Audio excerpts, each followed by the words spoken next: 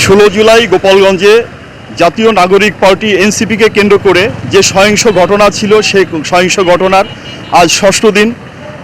আপনারা জানেন যে গতকাল পঞ্চম দিনে রোববার রাত 8টার পর থেকে গোপালগঞ্জে জারিকৃত 144 ধারা এবং কারফিউ তুলে নিয়েছে প্রশাসন। কারফিউ এবং 144 ধারা তুলে নিলেও জনমনে যে আতঙ্ক, সে আতঙ্ক কিন্তু এখনও কাটেনি, কারণ গ্রেপ্তার অভিযান অব্যাহত রয়েছে। আর এই গ্রেপ্তার অভিযানের আতঙ্কে সাধারণ মানুষ তারা কিন্তু খুবই ভীতি সন্ত্রস্ত। এছাড়া গতকালকে থেকে আজকে যে অবস্থা বিরাজ করছে, আপনারা দেখছেন যে সাধারণ মানুষ কিন্তু তারা চলাফেরা শুরু করেছে, ঘর থেকে বাইরে আসতে শুরু করেছে, দোকানপাট খুলেছে এবং রাস্তাঘাটে আপনারা দেখতে পাচ্ছেন যানবাহন চলাচল করছে। মানুষের যে ভিড় নিত্য প্রয়োজনে, তারা যে 5 দিন বন্দী ছিল, আটকা ছিল, তা থেকে বেরিয়ে এসে তারা অনেকটা স্বস্তি ফিল করছে। এবং আমরা এই সাধারণ মানুষের সাথে কথা বলে যে বিষয়টি জানতে পেরেছি সেটি হচ্ছে যে তাদের অনুরোধ যে প্রশাসন যেন গোপালগঞ্জে পরবর্তীতে কোনো প্রয়োজন ব্যতি রেখে এবং পর্যালোচনা ছাড়া যেন এই যে কারফিউ এবং 144 ধারা এটা জারি না করেন। এটা জারি করলে আসলে জনমনের সাধারণ মানুষ তারা কিন্তু যারা জীবন জীবিকা নির্বাহ করে তাদের অনেক ক্ষতি হচ্ছিল এবং ইতোমধ্যে হয়েছে। তারা আর এই ধরনের যে বিষয়ে যে বিস্তৃতি চলতেছিল এটা তারা আর আশা করছেন না।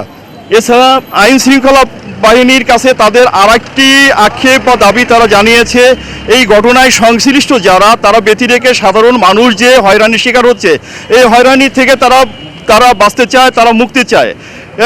গতকালকে জাতীয় যে মাধ্যমগুলো, গণমাধ্যমগুলো আছে তাতে প্রচারিত হয়েছে যে মাননীয় স্বরাষ্ট্র উপদেষ্টা যে কথা বলেছেন, গোপালগঞ্জে সাধারণ মানুষকে হয়রানি করা হচ্ছে না এবং তাদেরকে গ্রেপ্তার করা হচ্ছে না। আসলে জনমানুষের কথা তারা বলেছেন যে উপদেষ্টা মহোদয় যিনি রাজধানীতে থাকেন, আসলে উনি গোপালগঞ্জের চিত্রটা সঠিকভাবে হয়তো জানেন না।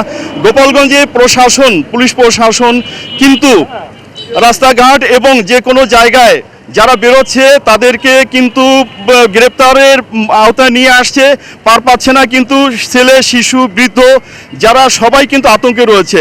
এজন্য এই মিডিয়ার মাধ্যমে তারা মাননীয় উপদেষ্টা মহোদয়কে জানাতে চান যে গোপালগঞ্জের দিকে যদি তিনি একটু সুদৃষ্টি দেন তাহলে এই সাধারণ জনগণ হয়তো এই গ্রেপ্তার অভিযান থেকে বাঁচতে পারবে। আর ইতোমধ্যে যারা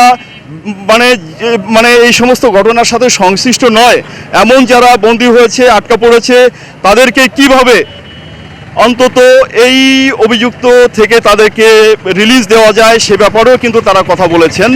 এছাড়া গোপালগঞ্জে এই ঘটনাকে কেন্দ্র করে 4টি হত্যা মামলা সহ মোট 8টি মামলা হয়েছে। 8টি মামলায় কিন্তু 8400 জনকে আসামি করা হয়েছে।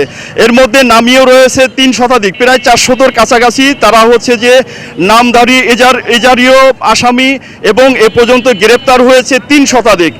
আর পরবর্তীতে যে আজকের ঘটনা সকাল পর্যন্ত এটা আমরা এখনও জানতে পারিনি, পরবর্তীতে প্রশাসনের কাছ থেকে আমরা জানতে পেরে আপনাদেরকে অবহিত করব।